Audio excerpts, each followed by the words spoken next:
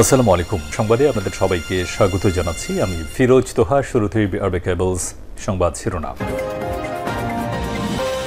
বাংলাদেশের সর্বশেষ গুরুত্বপূর্ণ আপডেট সংবাদে আপনাকে স্বাগত। শুরুতেই সংবাদ শিরোনাম, পরে বিস্তারিত।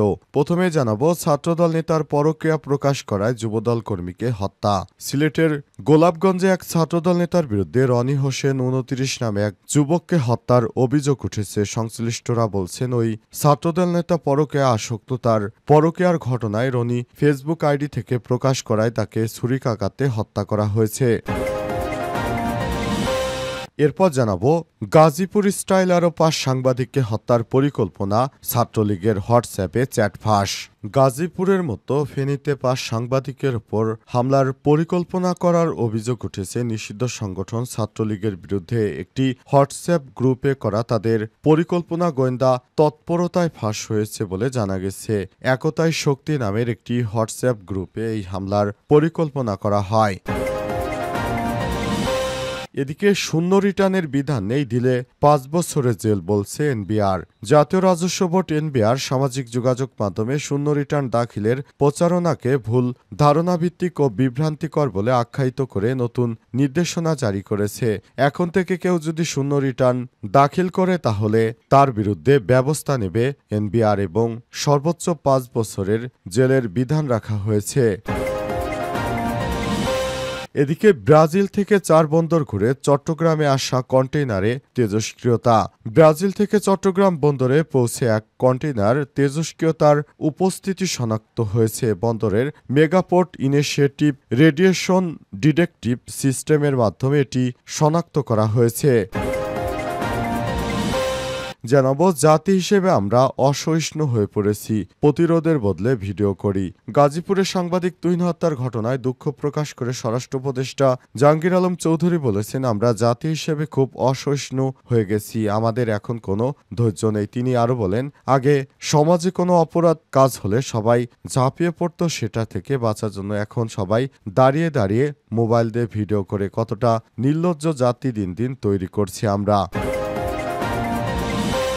এবং সর্বশেষ জানাবো, সাবেক ডিএমপি কমিশনার সহ পলাতক ৪ আসামির বিরুদ্ধে গ্রেপ্তারি পরোয়ানা জারি। রামপুরায় কার্নিশে ঝুলে থাকা এক যুবককে গুলি করে এবং ২ জনকে হত্যা মামলার অভিযোগ আমলে নিয়ে পলাতক সাবেক ডিএমপির কমিশনার হাবিবুর রহমান পলাতক ৪ আসামির বিরুদ্ধে গ্রেপ্তারি পরোয়ানা জারি করেছে আদালত। এছাড়াও পরবর্তী শুনানির জন্য ১৭ আগস্ট দিন ধার্য করা হয়েছে। প্রিয় দর্শক, এতক্ষণ শুনছিলেন সংবাদ শিরোনাম, এবারে বিস্তারিত। তবে তার আগে বন্ধুরা, অনুরোধ থাকবে এই সংবাদটিতে একটি লাইক দিন। এই চ্যানেলে আপনি নতুন হয়ে থাকলে আমাদের সংবাদটি দেখতে দেখতে চ্যানেলটি সাবস্ক্রাইব করে রাখুন। কমেন্ট করে বন্ধুরা আপনার মূল্যবান মতামত জানিয়ে দিন আপনি বিশ্বের কোন দেশ থেকে বা বাংলাদেশের কোন স্থান থেকে আমাদের সংবাদটি দেখছেন এবং শুনছেন। আর বন্ধুরা, এই সংবাদটি আপনার সোশ্যাল মিডিয়া ফেসবুকে শেয়ার করে বন্ধুদেরও দেখার সুযোগ করে দিন। কমেন্ট করে জানিয়ে দিন আপনি বাংলাদেশের কোন জায়গা থেকে বা কোন স্থান থেকে এবং বিশ্বের কোন দেশ থেকে আমাদের সংবাদটি দেখছেন এবং শুনছেন। এবারে বিস্তারিত। ছাত্রদল নেতার পরক্রিয়া প্রকাশ করায় যুব দল কর্মীকে হত্যা। সিলেটের গোলাপগঞ্জে এক ছাত্রদল নেতার বিরুদ্ধে রনি হোসেন ২৯ নামে এক যুবককে হত্যার অভিযোগ উঠেছে। সংশ্লিষ্টরা বলছেন, ওই ছাত্রদল নেতা পরক্রিয়া আসক্ত। তার পরক্রিয়ার ঘটনা রনির ফেসবুক আইডি থেকে প্রকাশ করায় তাকে ছুরিকাঘাতে হত্যা করা হয়েছে। আজ উপজেলার পৌর শহরের কদমতলী এলাকায় এই ঘটনা ঘটে। অভিযুক্ত ওই ছাত্রদল নেতার নাম রাজু আহমেদ। তিনি উপজেলার পৌর এলাকার ফুলবাড়ি পূর্বপাড়ার বাসিন্দা বাবুল আহমেদের ছেলে। তিনি পৌর ছাত্র দলের সাংগঠনিক পদে ছিলেন বলে জানা গেছে। নিহত রনি উপজেলার আমুরা উত্তরপাড়া দামপাল গ্রামের বাসিন্দা আজিম উদ্দিনের ছেলে। তিনি যুবদলের সক্রিয় কর্মী ছিলেন বলে জানা গেছে। জানা যায়, শনিবার রাত ১২টার দিকে উপজেলার পৌর শহরের কদমতলী এলাকায় রনিকে ছুরিকাঘাত করে রাজু। পরে রনিকে গুরুতর আহত অবস্থায় উদ্ধার করে সিলেট ওসমানী মেডিকেল কলেজ হাসপাতালে নিয়ে যায় তার স্বজনরা। সেখানে যাচাই বাছাই শেষে কর্তব্যরত চিকিৎসক রনিকে মৃত ঘোষণা করে। নিহতের মা রত্না বেগম বলেন, কয়েকদিন আগে ছাত্রদল নেতা রাজুর স্ত্রী আমার ছেলের কাছে একটি বিচার দেন তার স্বামী পরক্রিয়া করছে। এটা নিয়ে রাজুর সঙ্গে রনির বাকবিতণ্ডা হয়। এছাড়াও আরও কারো সঙ্গে আমার ছেলের শত্রুতা ছিল না।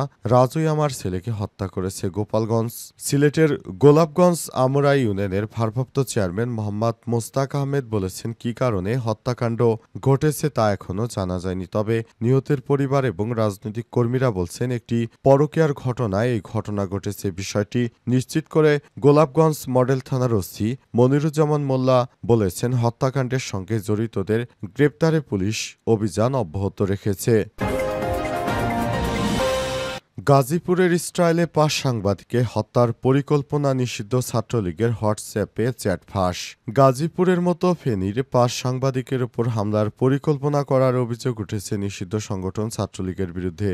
একটি হোয়াটসঅ্যাপ গ্রুপে করা তাদের পরিকল্পনা গোয়েন্দা তৎপরতায় ফাঁস হয়েছে। জানা গেছে, একতাই শক্তি নামের একটি হোয়াটসঅ্যাপ গ্রুপে এই হামলার পরিকল্পনা করা হচ্ছিল। আজ বাংলাদেশ সংবাদ সংস্থা বাসস, ফেনী সংবাদদাতা ও দৈনিক ফেনীর সময় সম্পাদক মোহাম্মদ সাদাত হোসেন ফেনী মডেল থানায় সাধারণ ডায়েরি অর্থাৎ জিডি করেছেন। বিষয়টি থানার ওসি মোহাম্মদ শামসুজ্জামান নিশ্চিত করেছেন। জানা গেছে, ওই হোয়াটসঅ্যাপ গ্রুপে ফেনীর ৫ সাংবাদিককে টার্গেট করা হয়েছে। তারা হলেন মোহাম্মদ সাদাত হোসেন, যমুনা টিভির স্টাফ রিপোর্টার আরিফুর রহমান, দৈনিক ফেনীর সময়ের প্রধান প্রতিবেদক আরিফ আজম, এখন টিভির প্রতিনিধি সুলাইমান হাজারি ডালিম এবং এনটিভির অনলাইন রিপোর্টার জাহিদুল ইসলাম রাজন। জিডিতে উল্লেখ করা হয়েছে, শুক্রবার দিবাগত রাতে বিভিন্ন মাধ্যমে খবর পাওয়া যাচ্ছে যে একতায় শক্তি নামে গ্রুপে কয়েকজন ব্যক্তি এই সাংবাদিকদের উপর গাজীপুর স্টাইলে হামলার পরিকল্পনা করছেন।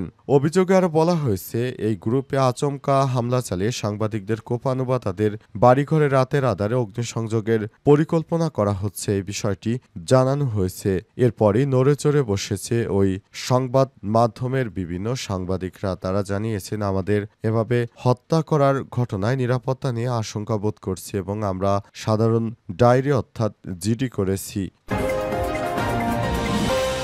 শূন্য রিটার্নের বিধান নেই, দিলে ৫ বছরের জেল বলছে এনবিআর। জাতীয় রাজস্ব বোর্ড এনবিআর সামাজিক যোগাযোগ মাধ্যমে শূন্য রিটার্ন দাখিলের প্রচারণাকে ভুল ধারণাভিত্তিক ও বিভ্রান্তিকর বলে আখ্যায়িত করে নতুন নির্দেশিকা জারি করেছে। নতুন নির্দেশনায় বলা হয়েছে, শূন্য রিটার্ন দাখিল আইনত দণ্ডনীয় অপরাধ। রাজস্ব সংগ্রহকারী এই সংস্থাটি এ বিষয়ে কঠোর অবস্থান নিয়েছে। আজ বিষয়টি নিয়ে এনবিআর থেকে একটি নির্দেশনা প্রকাশ করা হয়। সংস্থাটির নির্দেশনায় বলা হয়েছে, সবকটি ঘর শূন্য হিসেবে পূর্ণ করে শূন্য রিটার্ন দাখিল করা যায় বলে প্রচার করা হচ্ছে। এনবিআর জারি করা বিজ্ঞপ্তিতে আরও বলা হয়েছে, আয়কর আইন ২০২৩ অনুসারে জিরো রিটার্ন নামে কোনো বিধান নেই। করদাতাকে প্রকৃত আয়, ব্যয় ও সম্পদ ও দায় রিটার্ন উল্লেখ করতে হবে। প্রকৃত করযোগ্য আয় না থাকলে কর দিতে হবে না। আর রিটার্নে মিথ্যা তথ্য দিলে আয়কর আইন অনুযায়ী সর্বোচ্চ ৫ বছরের কারাদণ্ডের বিধান রয়েছে বলে উল্লেখ করা হয়েছে। আজ